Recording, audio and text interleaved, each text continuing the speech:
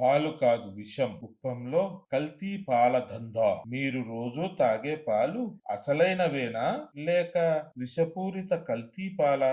ఆంధ్ర రాష్ట్ర ముఖ్యమంత్రి సొంత నియోజకవర్గం కుప్పంలో కల్తీ పాల దందా విచ్చలవిడిగా సాగుతోందని మీకు తెలుసా? 20 లీటర్ల నీటిని పాల పౌడర్, పామాయిల్, చక్కెర ఇంకా ప్రమాదకర రసాయనాలతో కలిపి 25 లీటర్ల పాలుగా మారుస్తున్నారు. ఈ కల్తీ పాలు ఇతర రాష్ట్రాలకు కూడా ఎగుమతి అవుతున్నాయి.